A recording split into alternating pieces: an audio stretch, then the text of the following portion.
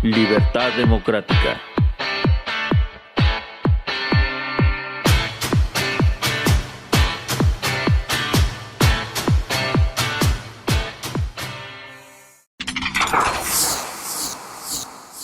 Si hubiera sido el presidente López Obrador ahorita el que lanzara el plan A o el plan B de la reforma electoral, ¿la hubiera echado abajo el PT? No, no lo hubiera echado abajo. No, no la hubiera echado abajo. El PT no la hubiera echado abajo. A mi juicio, la reforma electoral propuesta por la presidenta de la República, como sabemos, no se aprobó, ya que el PT y el Verde no dieron su voto, y junto con el PRI, el PAN y Movimiento Ciudadano, no pudieron lograr la mayoría calificada. El PT y el Verde no estuvieron de acuerdo en la reducción del 25% al financiamiento de los partidos. Tampoco estuvieron de acuerdo en el cambio del método de la selección de plurinominales.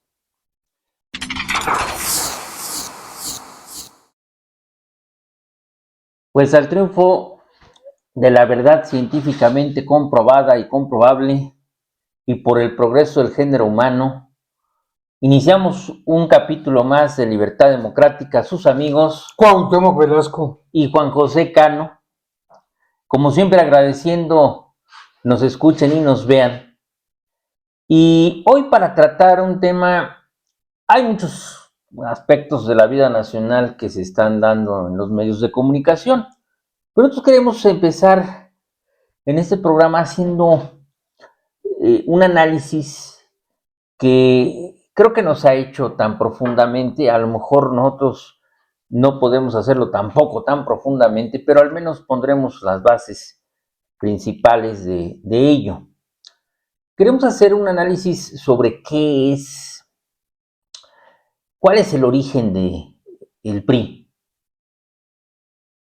qué fundamentos tuvo el Partido Revolucionario Institucional y hacer un comparativo con Movimiento Regeneración Nacional, con Morena, para tratar de, a partir de ese análisis, encontrar coincidencias y diferencias en las dos estructuras partidarias, pero sobre todo basándonos en un tema que pues obviamente está en el centro de la reflexión nacional, que fue los planteamientos de reforma electoral que mandó la presidenta Claudia Sheinbaum. Primero el plan A y luego el plan B. Al final del camino se aprueba una parte del plan B mandado por la presidenta, una parte, no toda. Y pues digo, entre las críticas y las reflexiones sobre el tema de la reforma electoral, pues estaba el hecho de que se pretende consolidar con ello la hegemonía de un partido político, en este caso de Morena, en la vida nacional, y además pues reforzar el presidencialismo, que fue una de las críticas que se señalaron por el hecho de que se pretendía, es la parte que no se aprobó del plan B, se pretendía que la revocación de mandato se realizara o se pudiera realizar conjuntamente con las elecciones intermedias de 2027. Ojo, también vamos a plantear muy ligeramente, es revocación, no ratificación. Tal parece que el gobierno ha pretendido plantear esto como una ratificación desde la época del presidente Andrés Manuel López Obrador y no como una revocación como tal. La revocación es en realidad un acto excepcional. Cuando la sociedad considera que su presidente no funciona, pues se supone que entonces, reuniendo los requisitos de un porcentaje específico, se puede solicitar el proceso de revocación y después el electorado decide la revocación. Es un proceso excepcional, pero aquí se quiere plantear como una especie de ratificación del mandato. Bueno, eso también con cierto interés político electoral. Pero bueno, A final de cuentas, esta reforma no pasó y la revocación va a ser hasta el 2028. Pero partiendo de esto, de las reflexiones relacionadas con el tema de la reforma electoral, pues es importante destacar cuáles son entonces las semejanzas y las diferencias entre el PRI y Morena. ¿Por qué? Pues porque el PRI fue un partido hegemónico durante más de 70 años en el poder y fue una maquinaria electoral que realmente consolidó un sistema que duró muchos años y en donde dentro del propio partido se jugaba a la izquierda, a la derecha y el centro, o sea, lo vamos a empezar a analizar, y donde habían realmente difíciles situaciones de decisión, sobre todo al momento de la elección del siguiente candidato presidencial. Realmente esto es algo muy importante porque Morena como partido pues se crea partiendo de fundamentalmente de las corrientes de la izquierda mexicana y uno de los planteamientos pues, de Morena pues obviamente era combatir la hegemonía del partido único de poder y democratizar al país. Y al parecer Morena con el paso del tiempo se ha ido convirtiendo en una estructura unipartidaria muy ligada realmente a la conceptualización del propio Estado mexicano y de alguna forma como que se está reciclando en algunos aspectos, no en todos, en algunos aspectos, pues la tendencia que existía en el PRI. Entonces, en este programa lo que vamos a hacer es un análisis, una reflexión de estos aspectos para que tengamos muy claro hacia dónde va el país y cuáles son realmente las perspectivas de nuestro sistema democrático nacional. Para dar su postura sobre el tema, cederé la palabra a Cuauhtémoc y escucharlo con mucha atención. Cuauhtémoc. A mi juicio, la reforma electoral propuesta por la presidenta de la República, como sabemos, no se aprobó, ya que el PT y el Verde no dieron su voto, y junto con el PRI, el PAN y Movimiento Ciudadano, no pudieron lograr la mayoría calificada. El PT y el Verde no estuvieron de acuerdo en la reducción del 25% al financiamiento de los partidos. Tampoco estuvieron de acuerdo en el cambio del método de la selección de plurinominales. Asimismo, no apoyaron que el ejercicio de revocación del mandato presidencial se realizara en 2027, junto con todo el proceso electoral que se efectúa cada 3 años. El 25 de marzo, el PT y el Partido Verde dieron su apoyo al Plan B de la reforma electoral que puso en marcha la presidenta Claudia Sheinbaum, que no reduce el financiamiento a los partidos, no afecta la selección de plurinominales y no considera la realización de la revocación del mandato en 2027. A mi juicio, esta decisión política es una lección política que es muy importante tener en cuenta. En 1968, el gobierno diazorgacista reprimió el movimiento estudiantil, lo que provocó el surgimiento de movimientos guerrilleros en nuestro país. La reforma electoral promovida por Jesús Reyes Heroles en los 70s dio cabida a los partidos disidentes y permitió la pacificación del país y una evolución político-electoral que iremos comentando en el transcurso de este programa. La aprobación de la reciente reforma electoral propuesta hubiera polarizado al país. Digo, si esa reforma se lleva a cabo sin tomar en cuenta a otros partidos políticos, sin tomar en cuenta a otros sectores pensantes que tienen un punto de vista sobre el particular, pues hubiera generado una polarización muy, muy fuerte. Y a nuestro juicio, México debe aprender que recorrer otra vez el camino que provocó el 68 no es conveniente.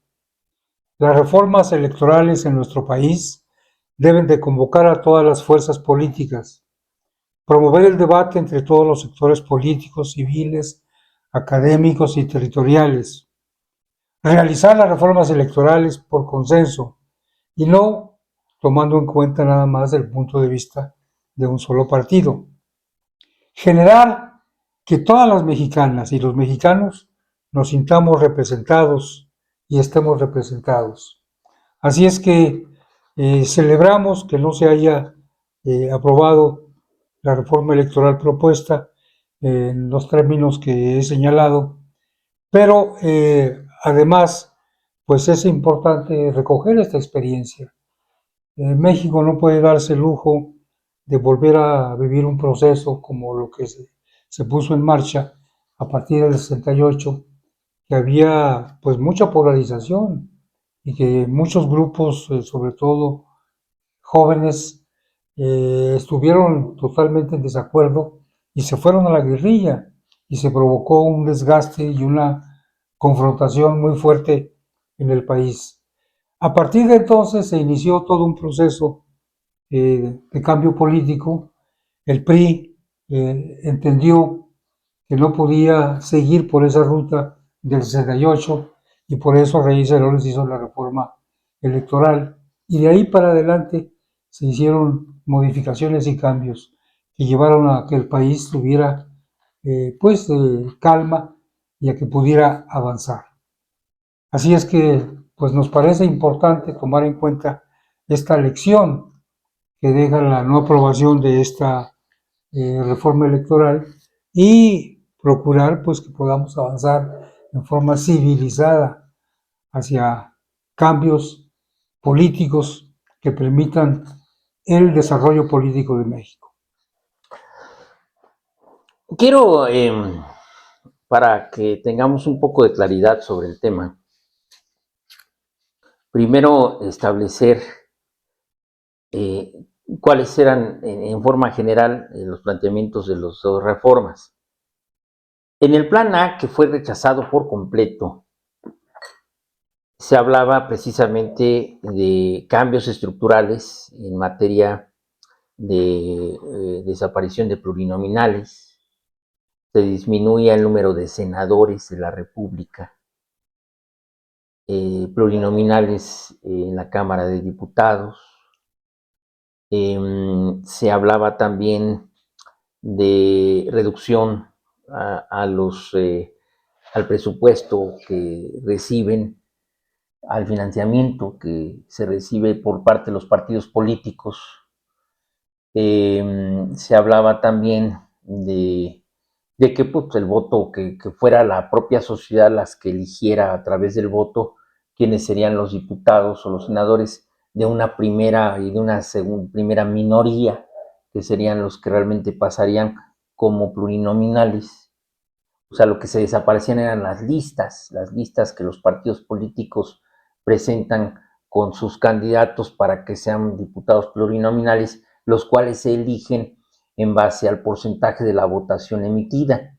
Según el porcentaje de la votación emitida, hay una fórmula que establece qué cantidad de diputados plurinominales son los que debe de llevar cada partido político. No quiero entrar mucho en tecnicismos porque no se trata de una clase de materia electoral, sino para que la gente entienda más o menos de manera clara cómo estaba la situación.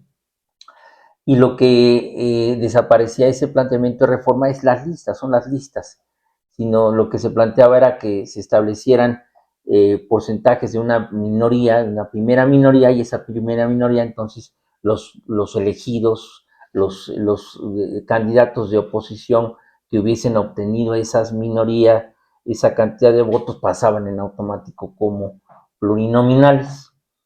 En el Senado pues se disminuía el número de candidatos, de senadores. 32 senadores. Así se disminuía, con efectos pues también de bajar los recursos económicos, supuestamente los gastos excesivos en el tema de los congresos, del Congreso Federal.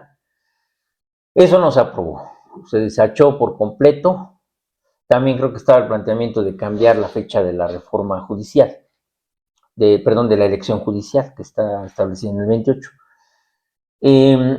Todo eso se desechó y la ley establece que la presidenta, o en este caso se podía proponer una nueva propuesta electoral, pero no con los temas que abarcaba la anterior que había sido desechada. Esa no puede abarcar, no se puede volver a retomar hasta que sea otro periodo de sesiones. Durante este periodo ya no se puede volver a presentar. Entonces se presenta el plan B y en ese plan B se establecen algunos parámetros fundamentales. Creo yo que en el fondo tienen cierta razón, cierto matiz. Dentro de los temas, lo que se está planteando es la eliminación de ciertos privilegios para autoridades electorales, un recorte presupuestal para los congresos locales y un recorte del presupuesto del Senado. También se establece un ajuste del presupuesto del Senado de la República y la distribución, por ejemplo, de regidores en los municipios, para establecer un mínimo y un máximo, Que no y que puede no haya ser, municipios que tengan o que cuenten con cantidades, una cantidad mayor. que no exceden el 0.70% del gasto anual de los estados.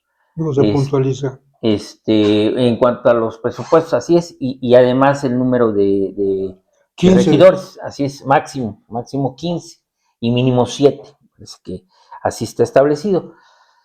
La parte que era cuestionable en el plan B, pues era la relacionada a que se modificara la fecha de lo que es el proceso de revocación de mandato, para que el proceso de revocación de mandato está establecido para el 2028, pero lo que se pretendía era que se moviera al 2027 para que la presidenta también estuviera, si es que así se solicitaba por el número de firmas, estuviera en juego también la revocación del mandato y ella pues tuviera entonces que de alguna manera hacer una especie como de campaña también pues a favor de no revocarla, sino de mantenerla en el poder. Y digo, no revocarla porque el proceso es revocación, pero por eso decimos que pareciera ser que lo quieren plantear más como una ratificación y no una revocación. Y en este caso particular como una campaña, ¿no? Porque ella hubiera podido obviamente que recorrer el país y claro, hacer campaña, ¿no? Claro, obviamente que es lo que planteaba la oposición. La oposición decía, bueno, pues eso es meter a la presidenta en el juego electoral, en hacer campaña para no revocación, para que la gente votara porque continuara en el poder, y de alguna forma jala el voto pues para el partido en el poder, y entonces pues es un contrapeso que excede la posibilidad de los partidos políticos en oposición, y entonces se dice pues es un desequilibrio en donde incluso pues hay recursos públicos para apoyar al final de cuentas al aparato electoral de Morena. Y ante esta situación el PT se opuso concretamente, como no se logró entonces alcanzar las mayorías calificadas en el Senado y en la Cámara de Diputados, pues entonces se tuvo que desechar esa parte, pero no desecharon el plan B, lo único que hicieron fue votar en lo general el plan B, pero en lo particular desechar el tema de la revocación de mandato. El artículo 35 Así de la Constitución. ley. Entonces, en ese sentido, pues ya puede pasar el asunto y se confirmó. Ahora, esa parte, por eso lo comentábamos, para entender todo esto hay que ver primero orígenes del PRI y origen de Morena. ¿Por qué? Pues porque el PRI siempre se ha considerado como el ejemplo del partido único de poder, el partido hegemónico, el partido dominante, el partido que en una época controló todo. Y entonces, ¿qué es lo que está sucediendo ahora con Morena? El PRI, como sabemos, surge en el año, primero como en el nombre de Partido Nacional Revolucionario, en 1929. Plutarco Elías Calles había sido presidente del 24 al al 28. 28. Pero Plutarco Elías Calles decidió, junto con otros líderes políticos del momento, pues que era momento de tratar de institucionalizar el traspaso del poder. ¿Por qué? Porque antes de eso, pues el caudillismo, ¿qué es el caudillismo? El caudillismo es la concentración de poder por algunos líderes sociales en donde la gente deposita de manera fáctica, de hecho, todo el apoyo.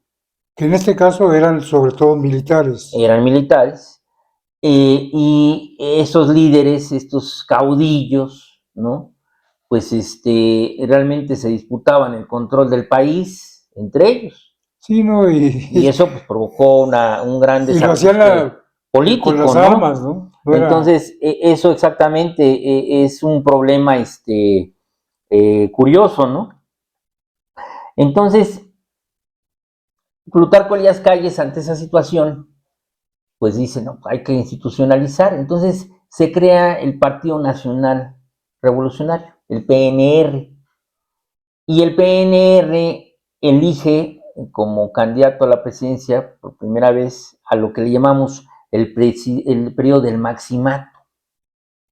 El maximato que estaba compuesto por Emilio Portes Gil, Pascual Ortiz Rubio y Abelardo L. Rodríguez, tres presidentes que estuvieron en ese periodo del maximato.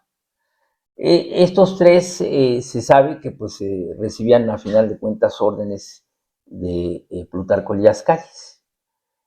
El siguiente presidente que se elige por el periodo del PNR, pues es ni más ni menos que el general Lázaro Cárdenas del Río. Entonces, como comentamos, el maximato, abarcando esos tres presidentes, para la elección de Lázaro Cárdenas del Río, pues igualmente Plutarco Elías Calles es quien lo propone y se elige. Pero aquí es importante destacar un detalle, que Lázaro Cárdenas, a diferencia de los otros tres presidentes, sí marca una separación, una diferencia. Plutarco pues era el controlador de los presidentes del maximato, y Cárdenas ya no iba a ser parte del maximato. Entonces, cuando asume el poder Cárdenas, se da cuenta que pues tiene que haber un rompimiento con el gobierno de Calles, y lo que hace pues es que lo manda al exilio, rompe con él y pues lo obliga a exiliarse fuera del país. Me parece que se va a Estados Unidos Plutarco Elías Calles. Así es. Bueno, Y la milicia manda un avión militar sí, por él, ¿no? así es, Que es el que lo traslada a hacia Estados Estados Unidos. Unidos. Y bueno, a partir de ahí, pues Calles se borra del mapa político, porque Cárdenas logra consolidar su control a través de un gobierno en donde primero pues le da una participación mayor a la sociedad, al pueblo de México, inicia el proceso de la reforma agraria, la expropiación petrolera, transforma el PNR en Partido de la Revolución Mexicana, en PRM, que ese es un aspecto importantísimo, porque el PRM pues ya respondía a él como presidente de la República. Y en el PRM lo que él hace es que empieza a abrir al partido a los sectores sociales. Entonces empieza a sumar principalmente al sector obrero y al sector campesino dentro de su estructura política. Se atraviesa en ese inter la Segunda Guerra Mundial. Recordemos que el periodo presidencial del presidente Lázaro Cárdenas es del 34 al 40, y se atraviesa la Segunda Guerra Mundial, y entonces se da cuenta que pues tiene que haber un cambio, una elección nueva de un nuevo candidato a la presidencia, pero que tenía que ser por motivos de la guerra, todavía no entraba México directo a la guerra, pero pues la situación estaba muy complicada, pues tenía que ser un militar para en su momento pues organizar bien la defensa nacional. Y entonces esa es una de las razones políticas, hay otras, no vamos a hablar ahorita de eso, pero una de las razones políticas por las cuales se decanta Lázaro Cárdenas por Manuel Ávila Camacho es por eso, porque es militar. Cuando asume la presidencia Ávila Camacho, pues tiene la encomienda de continuar las políticas sociales de Lázaro Cárdenas del Río y consolidar un efectivo traspaso de la civilidad política e institucional del país. Y al término del periodo de Ávila Camacho, también por ahí se hace el cambio constitucional del periodo presidencial de 4 años a los 6 años, el famoso plan sexenal. Y cuando se inicia el traspaso nuevamente de gobierno, el siguiente presidente es Miguel Alemán Valdés, que es el primer presidente civil, ya no de origen militar, que gobierna nuestra nación, y a partir de ahí, de Miguel Alemán Valdés hasta la fecha, son presidentes civiles y no militares. El ejército se repliega y ya no participa de manera abierta en el proceso de la sucesión presidencial. Pero más que un repliegue, digo, opera el sistema político mexicano para hacer a un lado a los militares, ¿no? De la participación política tan significativa que habían tenido, porque ellos eran los protagonistas en las candidaturas Lo que pasa presidenciales. es que el PRI, Cárdenas, lo que hace es que empieza él de alguna manera a establecer limitaciones para los integrantes del ejército, pero que estos aceptan dado que también obviamente obtienen ciertas condicionantes políticas que pues, les beneficiaron. Eh, la milicia pues siempre ha sido un sector social, un sector del Estado mexicano pues que ha gozado de privilegios y de apoyos que no tienen otros sectores y que hasta la fecha son intocados. Por ejemplo, el ejército, su propio sistema de salud, su propio sistema de seguridad social, en fin, una serie de cuestiones que han permitido institucionalmente que el ejército esté tranquilo, que esté en orden, que esté en paz y que responda a la institucionalidad del país. Lo supieron hacer muy bien, lo supieron armar muy bien desde Lázaro Cárdenas y lo continuaron los presidentes civiles que continuaron esa trayectoria dentro del Estado mexicano. A partir de Miguel Alemán, pues el proceso político pues, se dio de presidentes civiles, pero lo que quiero llegar a concretamente a establecer es que el PRI logró consolidar en su interior para institucionalizar el control político nacional a los sectores más importantes, los principales que eran los tres sectores, el sector campesino, el sector obrero y el sector popular. El sector popular integrado por todas las organizaciones de la sociedad mexicana, pues como comerciantes, como profesionistas, etcétera, etcétera. Entonces, logran construir una estructura política en la que todos los sectores estaban integrados, obviamente también el sector militar, pero sin una participación de manera político-electoral. Entonces, el PRI consolida eso y avanza en la institucionalidad y establecen bases tanto legales como no legales, es decir, bases también surgidas de la costumbre política, de cómo traspasar el poder al siguiente mando, al siguiente mando, al siguiente mando. Una de las líneas no escritas era que el siguiente candidato a la presidencia pues era elegido obviamente por el presidente en turno, ahí es donde el famoso dedazo que se hacía, y que, pero tomando en cuenta los diferentes sectores en los que estaba integrado la vida política nacional. El PRI, en esas condiciones, cuando lo constituye primero como Partido de la Revolución Mexicana y luego ya como PRI, el PRI surge como un partido de izquierda, porque aglutina sobre todo a los sectores sociales. Y se va corriendo conforme pasa el tiempo al centro y luego se corrió a la derecha. Es lo que vamos ahorita a establecer. ¿Qué pasa entonces en estas condiciones con el partido? Bueno, el PRI consolida su estructura política, se convierte el PRI en una maquinaria electoral, de facto, en los hechos, se convierte en una maquinaria electoral, y esa maquinaria electoral es en donde se juega el proceso de creación de candidatos, de elección de diputados, de elección de senadores, de elección de gobernadores, de elección de síndicos, de presidentes municipales y regidores, en fin, se convierte en una maquinaria que consolida una democracia sui generis al estilo mexicano. ¿Por qué una democracia sui generis? Pues porque en realidad estaba construyéndose una partidocracia o una dictadura de partidos, según se quiera ver. Si se quiere ver como partidocracia, creo que es la parte positiva de la idea, porque había supuestamente un juego democrático al interior del partido.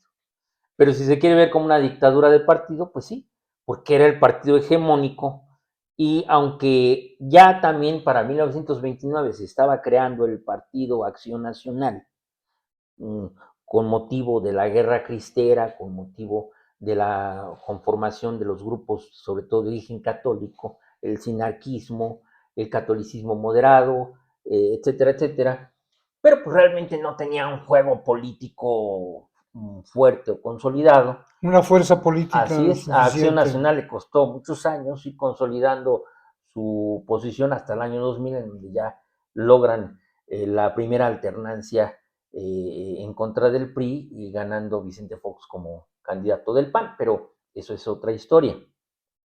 Entonces, en el PRI se empiezan a jugar esas fuerzas políticas, pero la cuestión interesante de esto es que también dentro del PRI estaban conformados grupos empresariales. Había un sector empresarial muy cercano al catolicismo, al conservadurismo, pero había un sector empresarial que estaba muy cercano al gobierno y a través del PRI hacían su juego político. Entonces, esto hace que el PRI se convierta en esa maquinaria, en un partido realmente hegemónico, y que los cambios constitucionales que se fueron dando con el paso de los años para consolidar una mayor participación democrática, sobre todo los partidos de los grupos de oposición, que en ese momento eran minoritarios, como el Partido Comunista Mexicano, que pues era más un grupo realmente clandestino. La izquierda empezó a manejarse en forma clandestina, la radical. Se permitió a final de cuentas que todos estos partidos, estos grupos de oposición, pues también fueran institucionalizados a través del juego de partidos políticos. Esto nos lleva a la creación de aquella reforma electoral en las épocas de Adolfo López Mateos, me parece que es, para crear la primera, en los cambios en la ley, para crear los famosos diputados del partido. De partido, claro. Diputados del partido.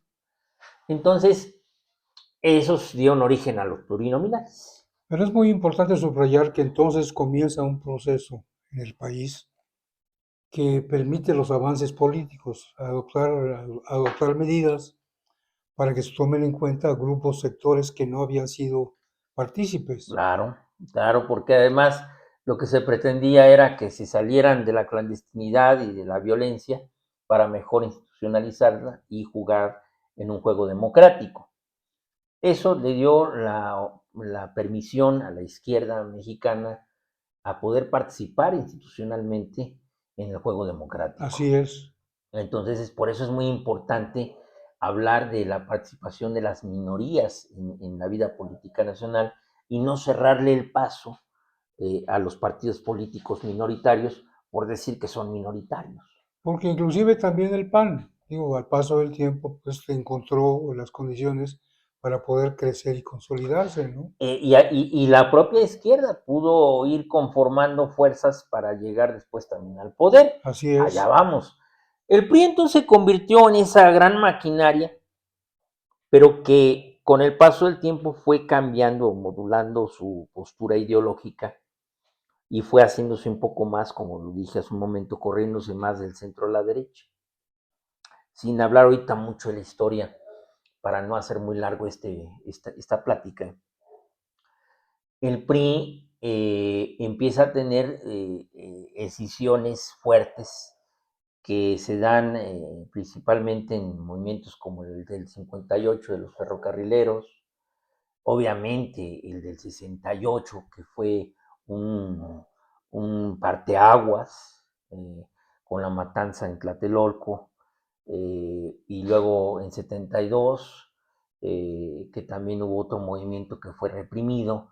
Todos esos movimientos fueron de alguna manera doblando o dividiendo la participación de la izquierda dentro del PRI.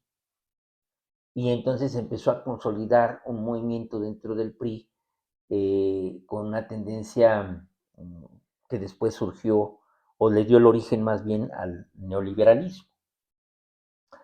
Para 1982, una crisis económica que se dio en nuestro país con motivo de la caída de los precios del petróleo provocaron una gran crisis económica. Como en ese momento pues las arcas económicas del país estaban de alguna manera sustentadas en el petróleo que se vendía al extranjero, pues a la caída de los precios del petróleo, México se vino abajo. Y eso provocó una crisis enorme. Y ahí empieza entonces otro rompimiento muy fuerte, en donde las políticas pues ya no estaban dando una claridad al país. Sin embargo, eso dio pauta a que surgiera una corriente política dentro del PRI que planteara la necesidad de, al negociar con Banca Mundial sobre los empréstitos, las deudas que tenía México con la Banca del Mundo, pues en la época de Miguel de la Madrid, pues empieza a consolidar entonces el neoliberalismo. Concretamente, pues desaparecen programas sociales, concretamente se le da menor importancia a la inversión pública en infraestructura, se inicia el proceso de desprivatización, o más bien de privatización de empresas del Estado mexicano, se empiezan a vender, se abre la economía nacional a la economía mundial y surge entonces una clase política dentro del PRI neoliberal, cuyo principal expositor pues, se plantea en la imagen del presidente Carlos Salinas de Gortari, quien rompe de alguna manera con todo este esquema de la izquierda dentro del PRI. Pero para esto, precisamente la llegada del presidente Salinas provoca una nueva escisión dentro del priismo, que es la elección precisamente de 1988.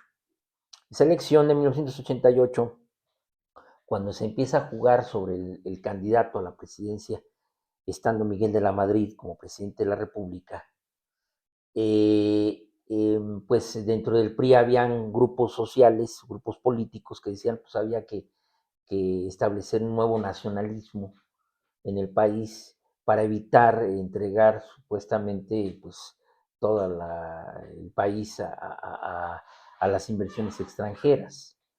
Y esta es encabezada por el Frente Democrático, pero en ese momento es un grupo democrático dentro del propio PRI, que es el ingeniero Cuauhtémoc Cárdenas y Porfirio Muñoz Ledo, con las cabezas de ese movimiento. Rompen cuando se nombra como candidato a la presidencia a Carlos Salinas de Gortari, Miguel de la Madrid se decanta por Carlos Salinas de Gortari, y entonces crean el Frente Democrático Nacional. ¿Para qué? Para lanzar al ingeniero Cárdenas como candidato a la presidencia en 1988. Frente Democrático que está conformado por aquellos partidos de izquierda que en ese momento estaban, el Partido Popular Socialista, el Frente Cardenista de Reconstrucción Nacional, el Partido Auténtico de la Revolución Mexicana y el Partido Comunista Mexicano. más grupos sociales que se fueron sumando.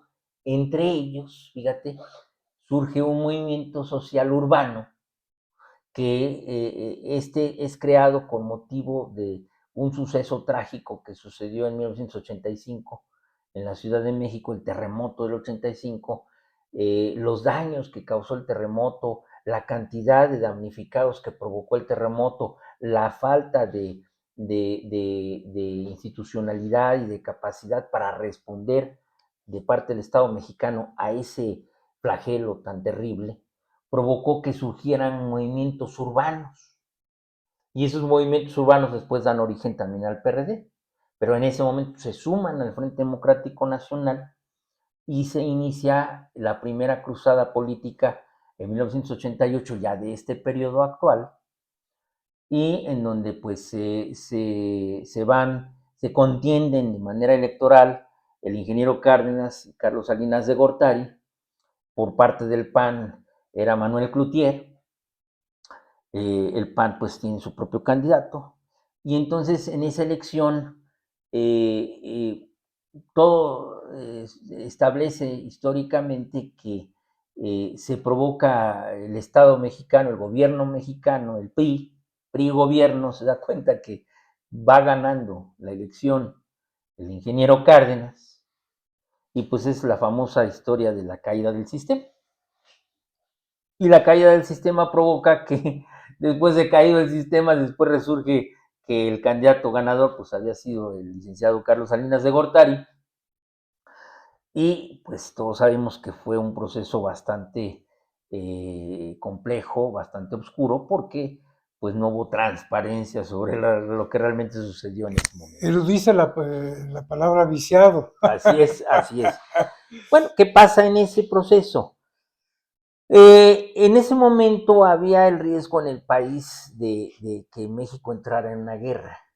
¿Por qué? Porque eran muchas las fuerzas políticas que reclamaban pues, la posibilidad de un fraude y que reclamaban transparencia.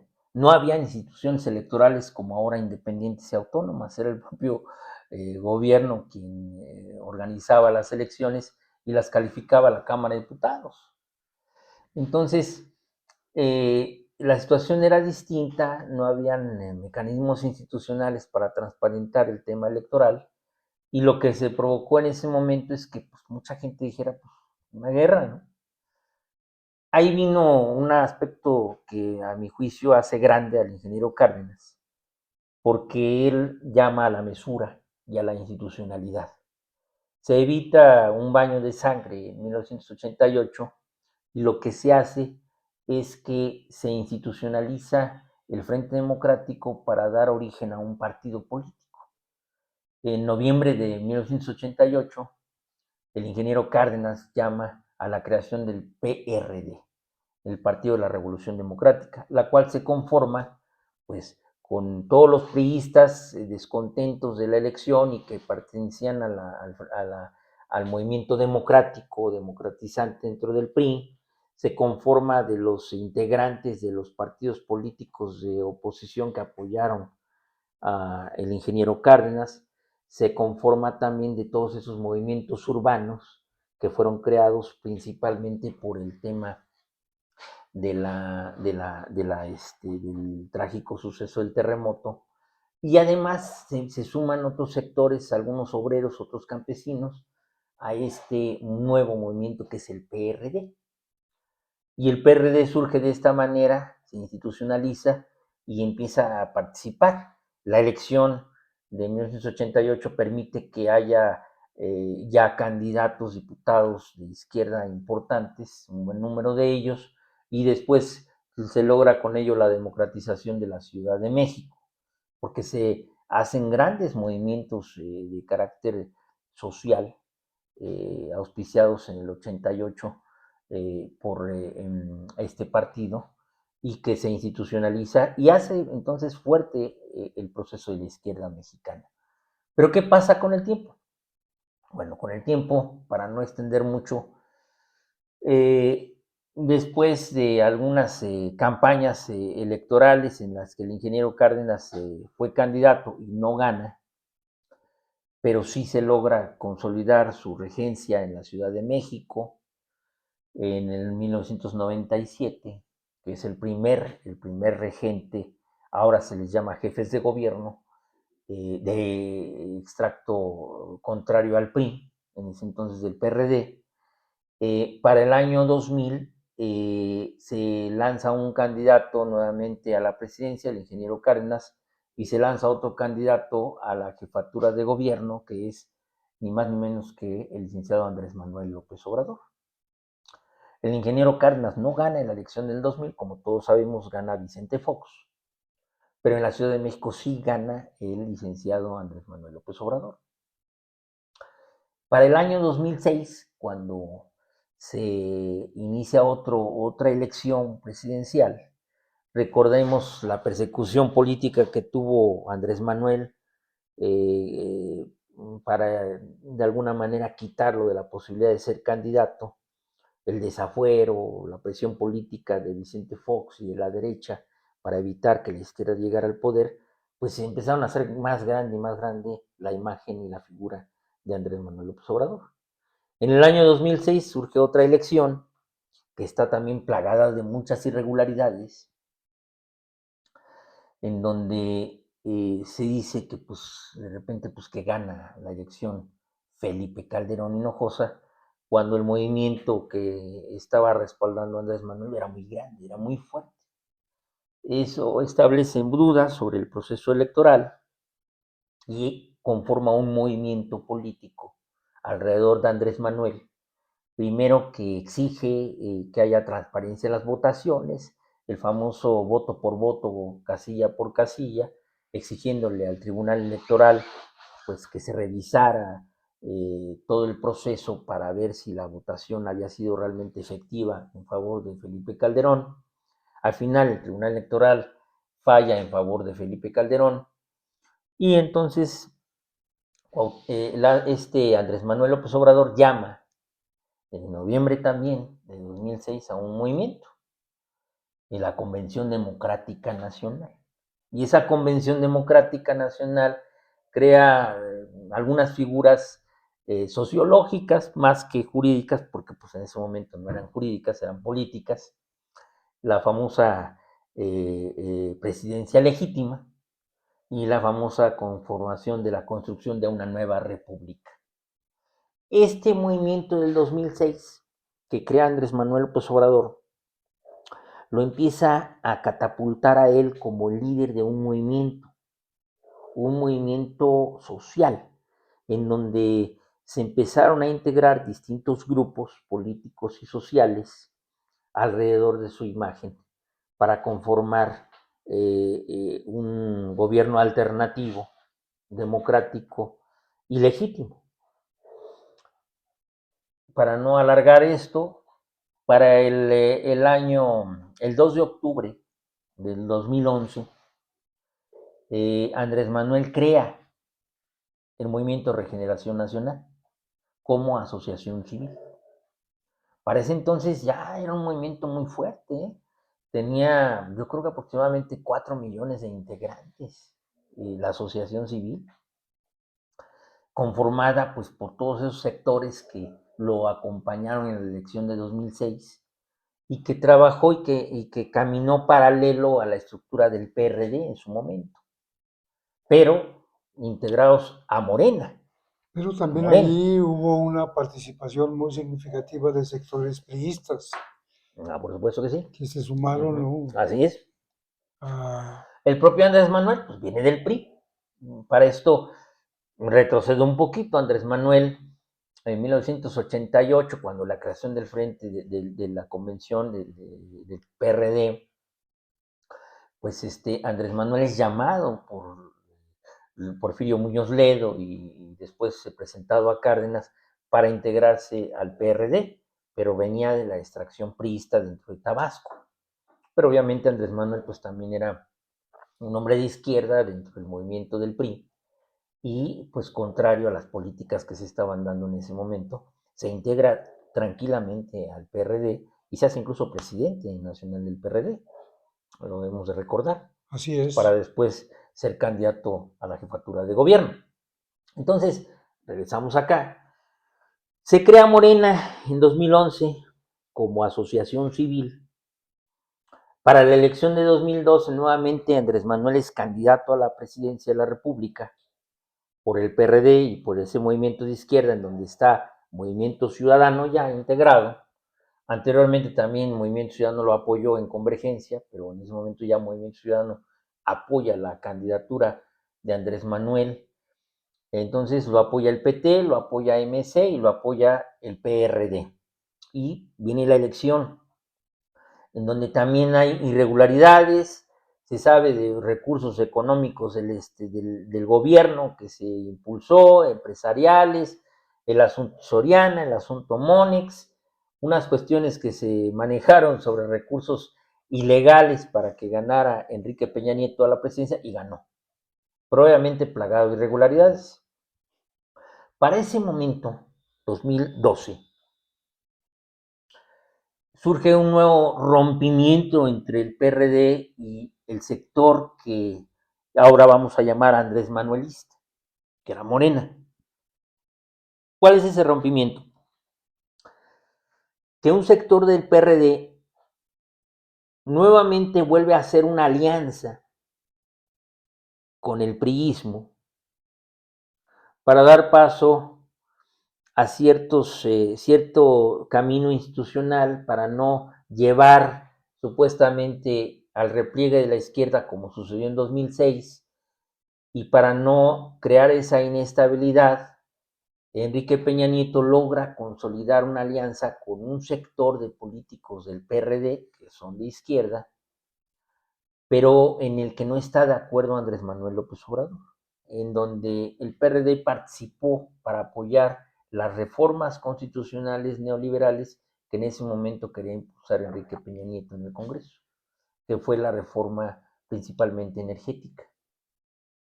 Ese fue el proceso ahí que consolidó esa reforma, es decir, los diputados del PRD, comandados en ese momento por Jesús Ortega, Jesús Zambrano, en donde estaba participando Guadalupe Acosta Naranjo, en fin, imágenes, personajes importantes Y de la Pablo izquierda Gómez también mexicana, estaba ahí ellos en esa alianza. impulsaron ese movimiento y apoyaron a Enrique Peña Nieto y eso provocó que Andrés Manuel rompiera con el PRD, ¿sí? Y anunciara la creación el 20 de noviembre de 2014, anunciara la creación de el Movimiento Regeneración Nacional como partido político, como partido político.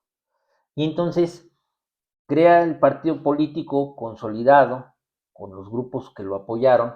Para esto, en la elección del 2012 surge otro movimiento, un movimiento estudiantil muy fuerte, un movimiento que surge dentro de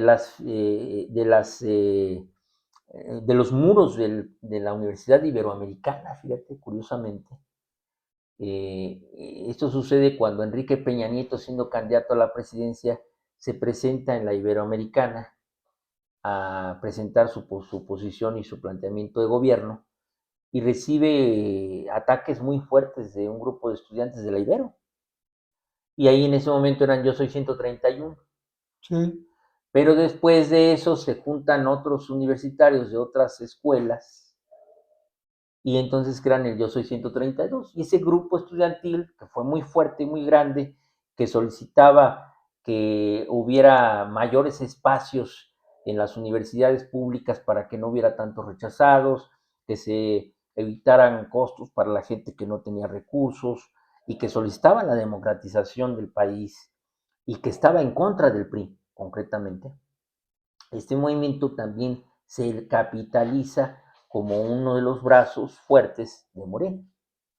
Cuando se crea Morena, se constituye ya como partido político, pues se crea consolidando la figura hegemónica y de control del presidente del partido y obviamente del dirigente moral que era Andrés Manuel López Obrador.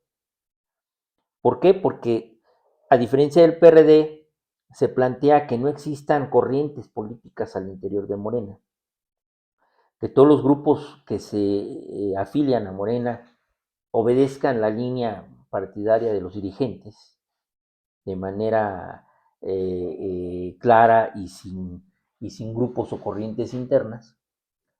Y además de ello, pues suman movimientos como el del Yo Soy 132 para crear un movimiento de juventudes morenistas que le dan una gran fuerza al partido, Si había y un habido, movimiento termino con esto, y un movimiento también de luchadores por el medio ambiente, que están proponiendo que haya mayores energías limpias y que se combata a las industrias que afectan el medio ambiente nacional. Y se crea también un pequeño movimiento que va creciendo de obreros. Por así decirlo. sí, quería comentar que además se da un proceso en el cual eh, los diferentes partidos que estaban en la oposición, como es el caso del PT y Movimiento Ciudadano, hay ahí una iniciativa para que se constituya un solo partido. Ajá. Iniciativa que finalmente Andrés Manuel no acepta, ¿no? Y ya se sigue él de frente con el PRD. Pero es interesante cómo se fue haciendo una remodelación de, de los partidos políticos y de la vida política nacional, cómo se fue articulando una fuerza que fue creciendo al paso del tiempo, y en la cual, bueno, pues Movimiento Ciudadano participó de manera muy efectiva. Por ejemplo, eh, Dante fue de los promotores de la movilización de Andrés Manuel Ujú. en Reforma. Claro, claro. Sí, en ese momento, como lo comenté, en 2006 pues, era Convergencia. Convergencia apoyó a Andrés Manuel López Obrador Sí, claro, a la presidencia de la así República. es. Y en 2012 también, nada más que ya como Movimiento Ciudadano. Ya en 2018 ya no.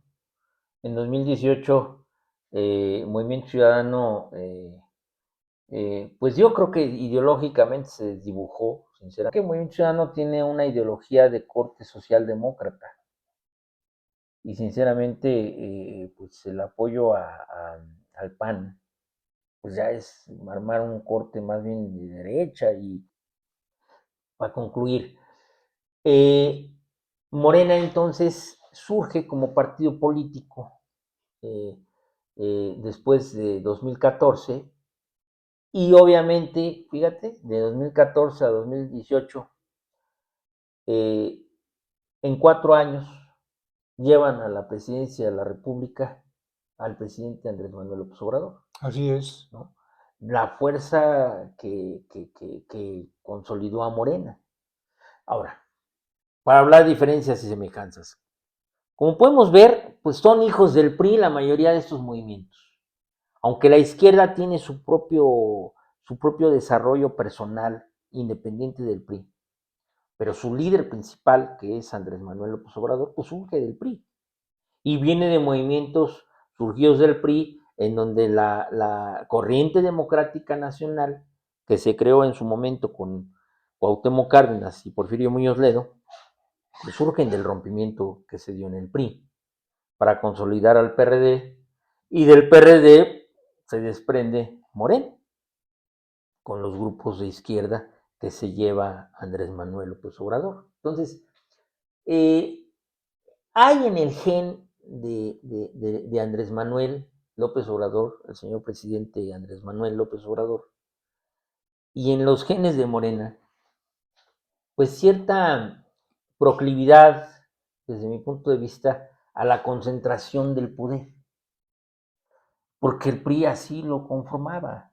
O sea, el PRI era una maquinaria electoral.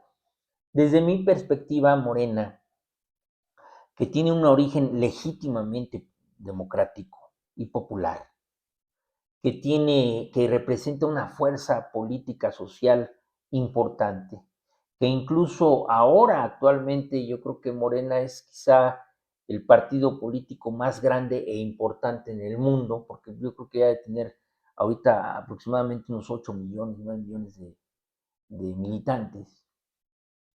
Sin embargo, fíjate, dentro de la propia estructura de Morena, lo que podemos apreciar es que hay como un control político centrado, centralista. Es un partido que ha asimilado a muchos priistas.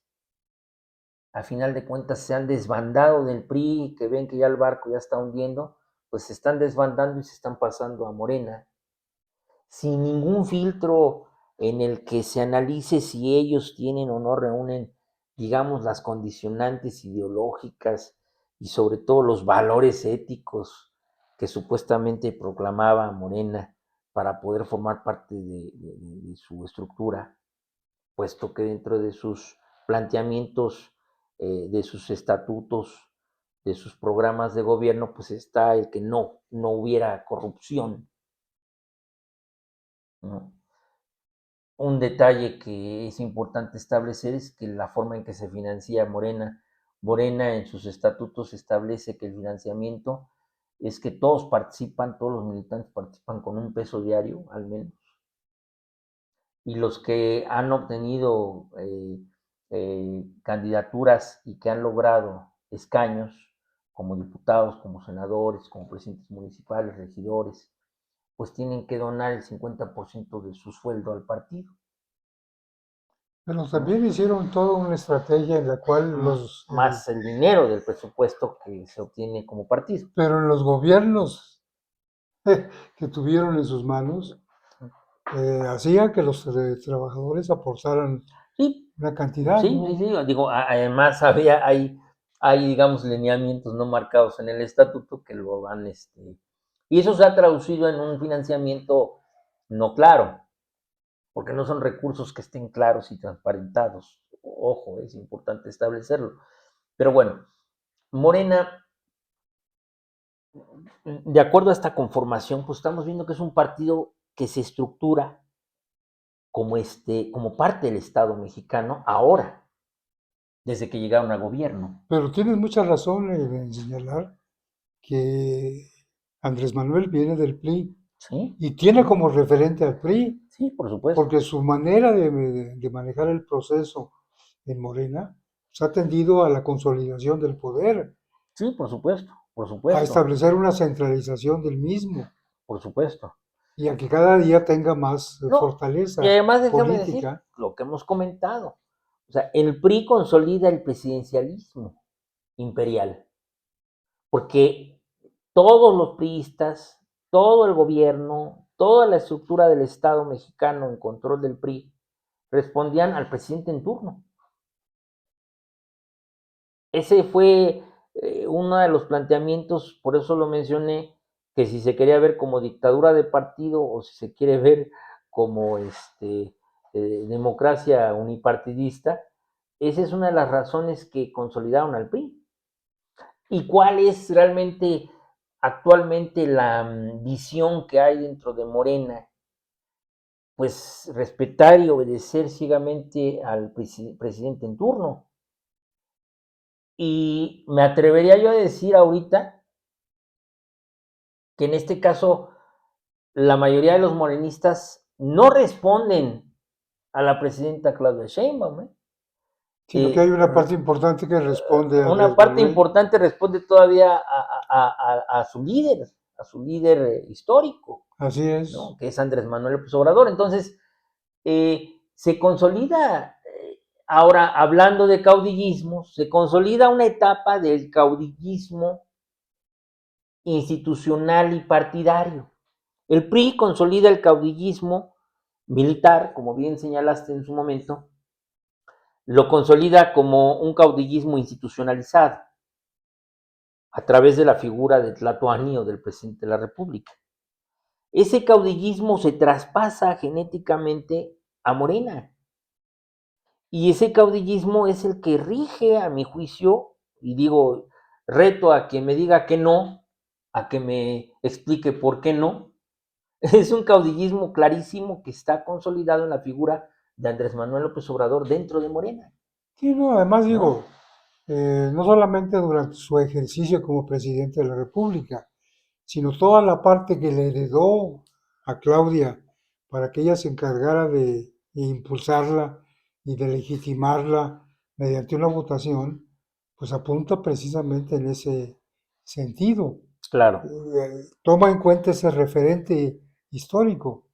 De alguna claro. manera, pues se pone en evidencia que ha habido este afán de constituir un partido hegemónico con un gobierno que tenga el control de ese partido y pueda tomar todas las decisiones que estime pertinentes. Mira, yo quisiera plantear una cosa, ¿no? A ver, si hubiera sido el presidente López Obrador ahorita el que lanzara el plan A o el plan B de la reforma electoral, ¿la hubiera echado abajo el PT? No, no lo hubiera echado abajo. No, no la hubiera echado abajo. El PT no la hubiera echado abajo. Entonces, ¿a quién responde el PT? Lo dejo como un planteamiento. Bueno, por lo que se ve de su actuación, responde a sus intereses, responde a su afán de consolidar poder, de sumar poder, de mantener poder. O no sabemos si hay una pugna ya interna dentro de la izquierda mexicana, dentro del gobierno mexicano de izquierda, creo que sería más correcto, en donde ya empieza a haber una lucha confrontada entre Andrés Manuelistas y claudistas. No lo sé, porque obviamente estos planteamientos de reforma los manda la presidenta de la República, Claudia, que seguramente tenía interés en esos cambios electorales desde su punto de vista del plan de gobierno ideológico. En teoría, pues, comulgando con la misma línea de Andrés Manuel López Obrador, en teoría. Pero el PT hubiera hecho lo mismo con Andrés Manuel. Entonces mi pregunta es esta, si había un interés tan fuerte en que los planteamientos de la reforma Plan A se hubiese logrado, ¿sí? Pero yo iría un ¿Por qué poquito, AMLO no habló con el PT para que se aprobara? pero yo iría un poquito más allá, porque no solamente es el entendimiento entre el PT y el Partido Verde. En todo este proceso también ha jugado con ellos Movimiento Ciudadano.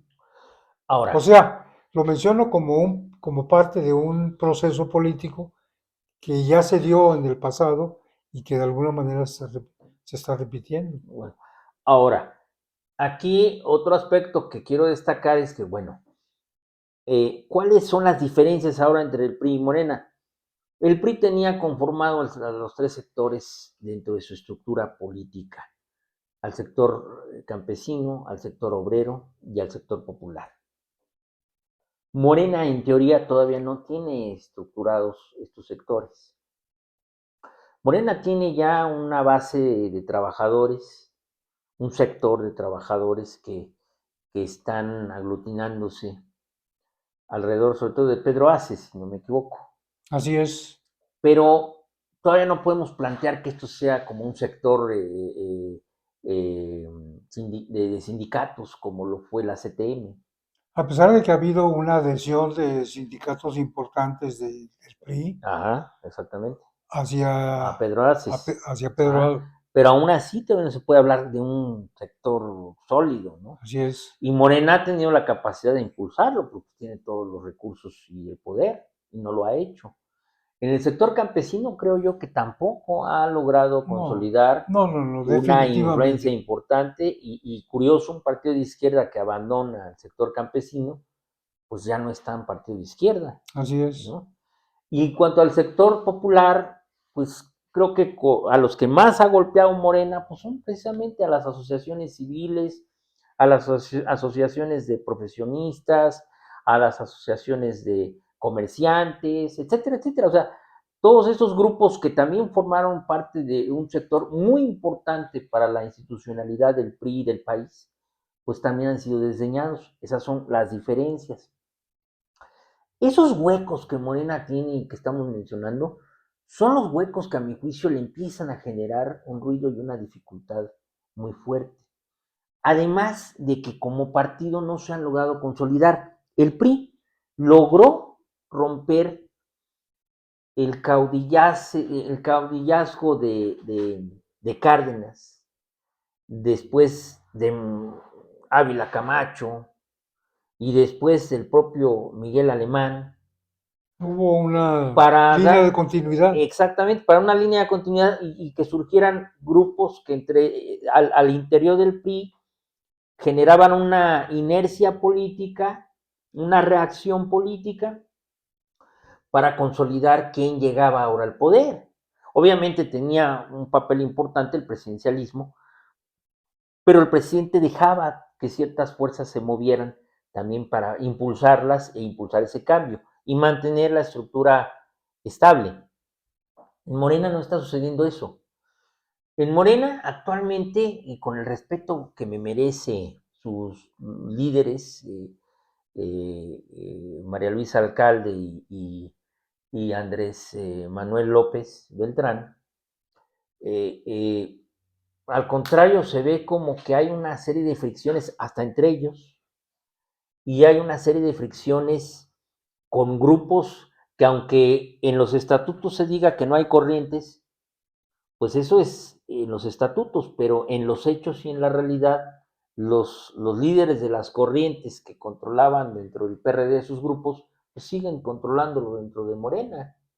Los ligados o apoyados por eh, eh, estos grupos políticos como el que dirigieron en su momento los Batres, el que dirige Dolores Padierna y su esposo, Martí Batres, que tiene también los Batres, una corriente importante. y otros grupos que se han Pedro conformado, Aces, que Pedro también. Aces, etcétera. O sea, al final de cuentas, Monreal les representa otro sector. Creo yo que también Adán López el Hernández. ebrardismo, hay un grupo que se identifica con Marcelo Ebrard, o sea, sí hay ahí corrientes, o sea, las existen, de facto existen. Entonces hay como un choque interno, pero no han podido ellos mismos consolidar la estabilidad dentro de Morena. No han podido sentarse a la mesa y apaciguar las aguas por un detalle en Cuauhtémoc. Y es clarísimo a mi juicio. El problema es que, a diferencia del PRI, el PRI logró hacer a un lado el caudillazgo de los expresidentes. Y en este momento Morena sigue teniendo una presencia muy fuerte, muy grande, muy importante de Andrés Manuel López Obrador. Y entonces eso no permite que los grupos por su propio peso se vayan acomodando. O que la propia presidenta Y se vayan tenga las consolidando. condiciones para poder hacer Exactamente. una labor de unificación. Así es. Entonces, esa situación, a mi juicio, lo que llevó a Morena a consolidarse como partido, lo que llevó a Morena a resurgir como un gran partido político y a llegar al poder en un corto plazo, que yo creo que incluso rompieron récord. Pero a Yo creo nivel que internacional, va a haber un récord Guinness en ahí, 4 años, de digo, que en 4 años llegaron a la presidencia a del la presidencia. país. Bueno, a mi juicio, eso que los llevó a esa gran fuerza, también es ahora lo que les está impidiendo avanzar al siguiente paso. Y el siguiente paso, se quiera o no se quiera, es que tiene Morena que vivir como un partido institucionalizado y tiene Morena necesariamente que deslindarse, romper el cordón umbilical del López Obradorismo. Esto no significa que no siga habiendo un López Obradorismo, la va a continuar porque hay grupos con identidad ideológica hacia las ideas del presidente López Obrador. Pero una cosa es que jueguen sus fuerzas al interior junto con las demás fuerzas políticas que hay dentro del partido y que los pesos y contrapesos se acomoden de acuerdo a su tamaño. Y otra cosa es que todavía ese cordón umbilical los jala, los jala, los jala. Los está jalando tanto que esa cuerda se está empezando a romper. Eso es a lo que quiero llegar. Y al romperse, lo que puede suceder es que en Morena haya un rompimiento tal que pues vuelva a haber una desbandada ahora y no sabemos para dónde. Sobre todo por una cosa, por la influencia que se está sufriendo exterior del gobierno norteamericano, que trae una presión Muy muy fuerte. fuerte contra el país desde el punto de vista económico, social, ideológico. eh, Esa presión está provocando pues un rompimiento en las políticas que se tenían muy claras, pero que desgraciadamente ya no se tienen tan claras. Sí, y además con las negociaciones del Tratado de Libre Comercio, del TECMEC, pues ese puede ser un detonador, ¿no? Así es, De un así proceso de es, confrontación más intenso, ¿no? así es, así es. Entonces, a mi juicio, para que Morena dé el brinco a partido real, a un partido político con fuerzas vivas, interactuantes, pues tiene que haber un rompimiento del cordón umbilical. Tienen que dejar a la presidenta de la República gobernar. Y en Morena tiene que dejarse que los propios grupos internos vivan su vida y sus luchas políticas internas y se conformen de acuerdo a sus pesos. Solo así pudiéramos hablar de la institucionalidad de un partido como lo fue el PRI en su momento. Solo así. De lo contrario, así como surgió Morena tan rápido y así como llegó al poder tan rápido, pues también así puede desmantelarse rápido. También Sí, puede romper un récord Guinness de desmantelamiento de una gran estructura. ¿Por qué? Pues porque ya yo creo, sinceramente sí lo creo, el peso que representa el control Andrés Manuelista ya empieza a ser, eh, significativo y a pesar, ¿no? ya empieza a ser un lastre, ¿no? No, no con esto quiero que se me entienda de manera negativa, no estoy diciendo que sea malo que haya un López Obradorismo en Morena, no, no, no, es importante, pues, es su origen. No, lo que estoy diciendo es que un partido político de izquierda democrática tiene que dejar que las fuerzas democráticas empiecen a moverse por sí mismas. Y a mi juicio lo que sí es importante es que se debe de romper esa idea del caudillo, ¿no? O del tlatoani que debe de ser la línea que dirija a la nación. Los gobiernos teocráticos en el mundo pues no son la mejor ejemplo de la democracia, definitivamente. No son el mejor ejemplo a vivir para una nación y mucho menos para su vida partidaria.